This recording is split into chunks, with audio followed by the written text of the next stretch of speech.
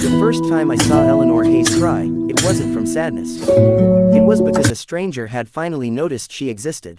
I didn't know that morning, standing at the edge of her frost-covered yard with an axe in my hand, that I was about to learn the true weight of loneliness, and that one small act of kindness would crack open a wound she had carried silently for 2 decades. If you believe in kindness, in second chances, and in stories that remind us why humanity is still worth believing in, hit that like button right now, drop a comment telling us where you're watching from, share this with someone who needs a little hope today, and subscribe to Golden Outlaw Tales so you never miss a story like this one. Now, let's step into Eleanor's world. I had just moved into the house next to hers 3 months earlier, chasing a quieter life after my divorce left the city feeling too loud and too empty at the same time. My name is Daniel, I was 34, and I told myself the move to this small mountain town in Vermont was about starting over. In truth, I think I was running from every mirror in my old apartment that reminded me of who I used to be. Eleanor Hayes lived alone in a modest farmhouse with peeling white paint and a garden that had clearly once been someone's pride and joy. She was 71 years old, though her eyes carried something far older, a tiredness that had nothing to do with age and everything to do with time spent waiting for people who never came back. I'd wave to her sometimes when I drove past, and she'd offer a small nod, polite but guarded, like a woman who had learned that warmth extended too freely only led to disappointment. It was late November when I noticed her struggling. The temperature had dropped hard and fast, the kind of cold that turns your breath into fog and makes your fingers ache inside your gloves. I was carrying groceries into my house when I heard a strained grunt coming from her yard. I looked over and saw her, this frail woman in a thin cardigan, trying to swing a hatchet into a log nearly twice the width of her forearm. The hatchet bounced off uselessly. She tried again, and again. Her hands were shaking, not from effort alone, but from the cold seeping into bones that had no one to warm them. I remember standing there for a moment, groceries digging into my palms, feeling that particular ache you get when you witness someone's quiet dignity fighting against an impossible task. I set my bags down on my porch and walked over. I didn't ask if she needed help. I had learned enough about pride to know that offering charity outright often gets refused before it can be accepted. Instead, I simply said I had an axe in my garage that was far too sharp to sit unused, and would it be alright if I split some of that wood while I was already outside? She looked at me for a long moment, suspicion flickering behind her eyes, the kind of suspicion that comes from being burned by people who smile and then vanish. Finally, she nodded, and murmured that she supposed it wouldn't hurt.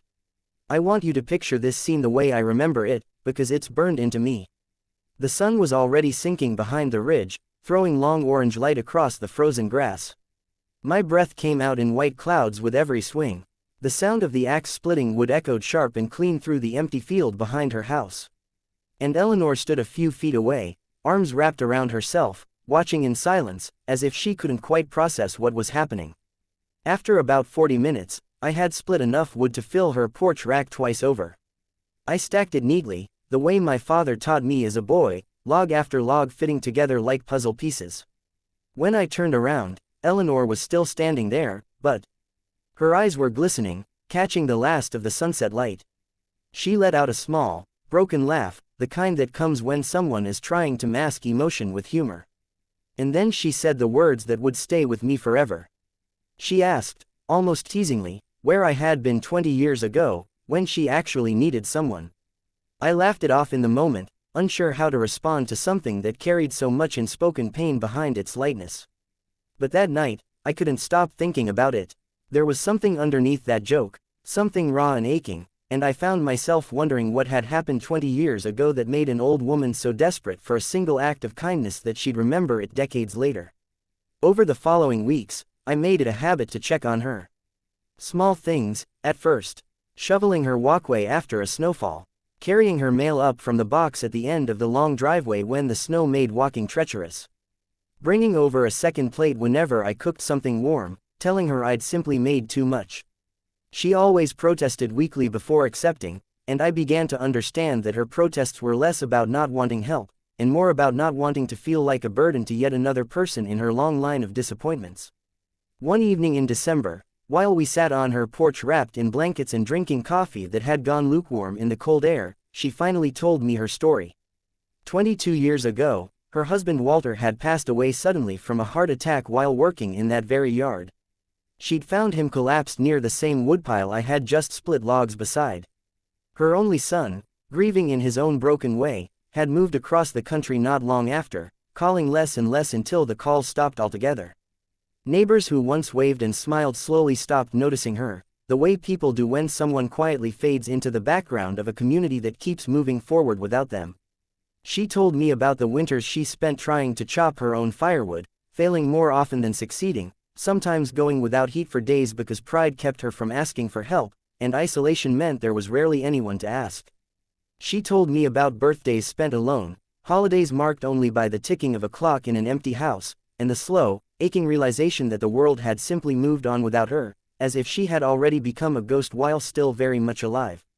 Listening to her, I felt something shift inside my own chest. I had moved to this town believing I was the one who needed healing, convinced my own loneliness was the deepest kind. But sitting there beside Eleanor, I understood that loneliness isn't a competition, it's a shared human wound, and sometimes the most healing thing you can do is turn towards someone else's pain instead of drowning only in your own. From that point forward, something between us changed permanently. I wasn't just the neighbor who occasionally helped out anymore. I became, in the truest sense of the word, family. We shared dinners together most nights. I taught her the small technology tricks she'd been too afraid to ask her distant son about, video calls, sending photos, simple things that suddenly connected her to a world she thought had abandoned her. She taught me how to bake her late husband's favorite bread recipe, her hands guiding mine with a tenderness that felt like healing in both directions. Spring came, and with it, color returned to her garden, and something like light returned to her eyes. Neighbors who once passed her by started stopping to chat again, almost as if my presence had given them permission to remember she existed too. Word spread through our small town about the widow and the quiet man who chopped her firewood, and slowly, community formed around her again, the way it should have all along. If this story has touched your heart even a little, please take a moment to like this video, leave a comment, share it with someone who might need reminding that kindness still matters, and subscribe to Golden Outlaw Tales for more stories like Eleanor's. Before we finish, I want to ask you something important. In the comments below, tell me about someone in your own life who might be quietly lonely right now, someone you could check on today. Sometimes the smallest gesture, splitting a little firewood, sharing a warm meal, simply showing up, can change the entire course of someone's remaining years. Eleanor passed away peacefully 3 years after that first winter, surrounded by people who had once again learned to love her, myself included. On her nightstand, we found a small note that simply read that she finally understood why some people arrive late in life, it's because they were meant to stay until the very end. I think about that note every single day, and I think about how one small act, one moment of noticing someone else's silent struggle, can rewrite the final chapter of a person's entire story. May we all learn to be the kind of neighbor who shows up, not 20 years too late, but exactly when someone needs us most.